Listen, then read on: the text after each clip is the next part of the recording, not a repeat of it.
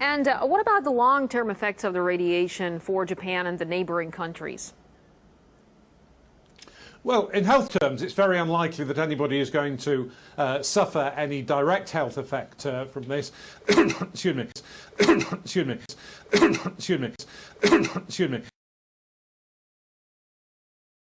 Okay, let's debunk RT one more time. And this is straight from the NRC FOIA documents pertaining to Fukushima, where Chairman Jaxco, Jim Wiggins, and an unknown male participant are having a conversation here. And Jim Wiggins says, what's the president's case?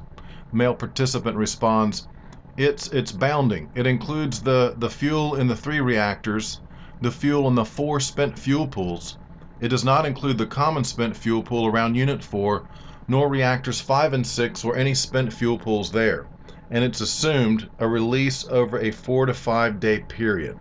Okay, what's important there? The president's case. They're talking about the president's modeling of the plume and fallout and the results, the real-time effects of Fukushima. They're wanting to model the source terms and the fallout from Fukushima. And that's what this president's model is. And it's, as you can tell, it sounds pretty serious. Now, 4 to 5 days of emanations, that's kind of bunk. We know it's 800-something days and ongoing.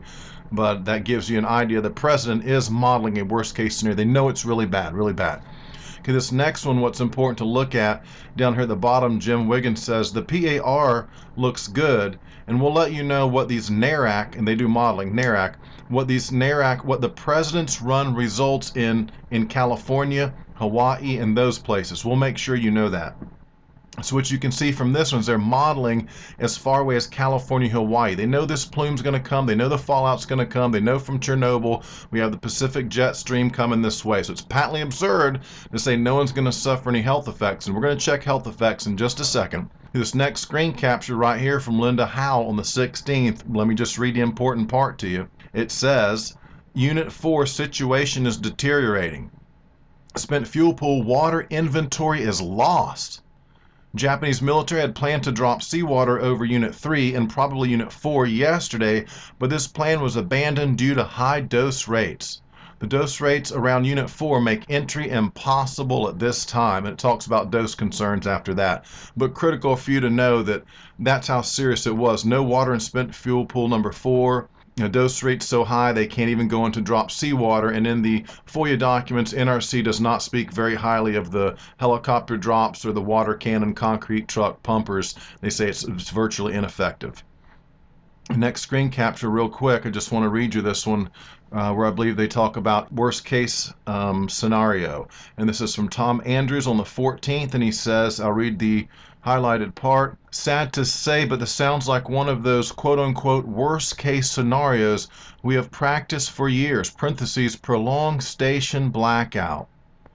Okay, and that's what's important there. Prolonged station blackout. Just showing you they know how bad it is, and worst-case scenario, prolonged station blackout. I want you to give you an idea of the seriousness, and then we're going to talk about health effects. This won't take long.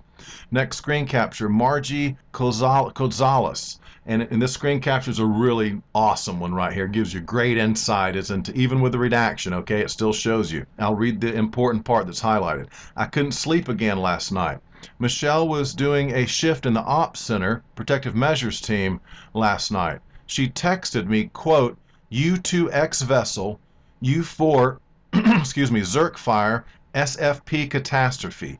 U2, let me repeat that quote. U2, Unit 2, X vessel, that means containment out of the vessel. Unit 4, Zerk fire, spent fuel pool, catastrophe. In other words, that pool has caught fire. And, I mean, what can I say? The first one says there's no water in it, water's lost. This one says it's caught fire, Zerk fire, catastrophe. And then it says outside of scope, there's 2 block redaction sections. You, again, go figure out what's in there for yourself. We kind of already know. It's really, really serious. Okay, next screen capture. Now let's talk about their modeling of doses to children. Mr. Zimmerman, yes, and just to throw a value at you to let you know why the concern is so high is that Transamerica model guy from Scott out is talking 4.5 REMS is a thyroid for infants in California. Chairman Jaxco, right. Okay, so we're talking about 4, and again, these are usually modeled on like 4 to 5 days. They're very conservative. Next screen capture, here's one I recently did a video on. I'll read the highlighted important section. PMT, Protective Measures Team, identified need to update the source term for modeling. A Melcor Trans-Pacific model needs to be worked. Shows about 4.5 rem iodine to children.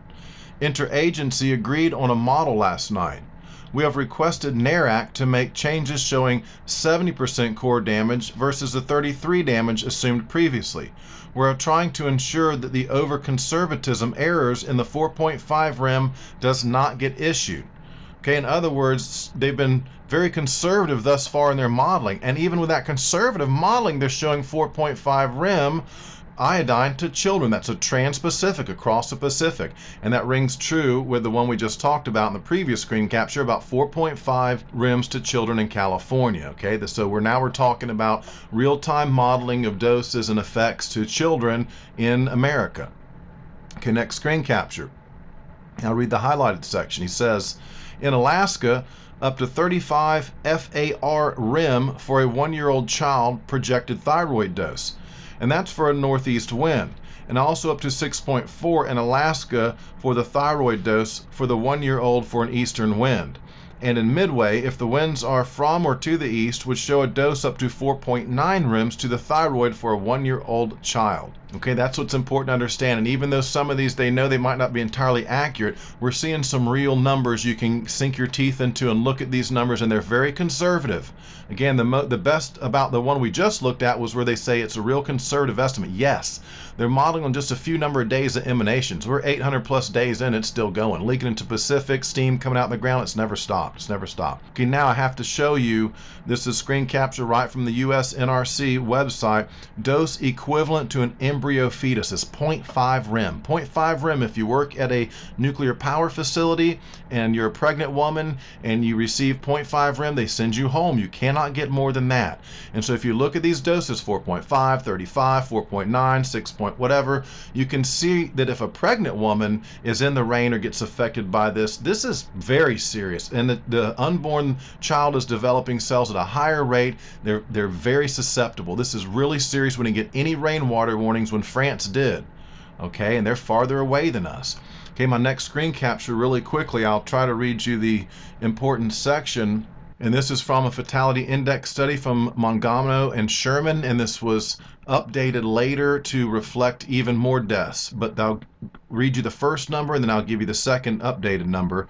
And it says U.S. health officials report weekly deaths by age in 122 cities. About 25 to 35% of the national total. Deaths rose 4.46% from 2010 to 2011 in the 14 weeks after the arrival of Japanese fallout, compared with a 2.34% increase in the prior 14 weeks. The number of infant deaths after Fukushima rose 1.80%, compared with a previous 8.37% decrease. Projecting these figures for the entire United States yields 13,983 total deaths and 822 infant deaths, in excess of the expected. And this rings true with the Chernobyl study as well. And I have a video titled Body Count Fatality Index Study Review, or Analysis of Fatality Index Studies, and I'll link to that one. You guys need to look into that if you haven't seen it already. Okay, next screen capture real quick is from Sherman Mangano. Elevated airborne beta levels in Pacific/West Coast U.S. states and trends in hypothyroidism among newborns after Fukushima nuclear meltdown. Let me read you the critical section. It says, just days after the meltdowns, iodine 131 concentrations in U.S. precipitation was measured up to 211 times above normal. Highest levels of I-131 and airborne gross beta were documented in the 5 U.S. states on the Pacific Ocean. The number of congenital hypothyroid cases in these 5 states from March 17 to December 31, 2011 was 16% greater than for the same period in 2010, compared to a 3% decline in 36 other U.S. states. The greatest divergence in these two groups, plus 28%, occurred in the period March 17 to June 30. Okay, that's critical. Right after Plume's arrival, we got blasted. What can I say? And the next clip is from Bobby One, who's an excellent, top-notch researcher. Okay, and here's his fatality index study, which is more in depth, and he's, like I say, he's excellent because he won't include an area if he doesn't have all the data. So this would be conservative, very conservative, but better to err on the side of being conservative than to post crazy numbers. But keep in mind, when I say by the year 2031, there'll be 1.3 million cumulative deaths in the U.S. This is an estimate, but again, I would look to you and say this is going to be a conservative estimate. Just like in Chernobyl, we know they say not very many people died. Well, there's estimates that are on file in New York Annals of Science that are 900 plus thousand from very reliable Nestorenko Yablokov study. And then now we have these reports coming in from Fukushima. So this guy on RT to say that there'll be no ill health effects to speak of. And for RT, furthermore, to continue to promote this kind of bogus propaganda, for me, RT has lost all credibility. It's very unlikely that anybody is going to suffer any direct health effect. Excuse me. Excuse me. Excuse me.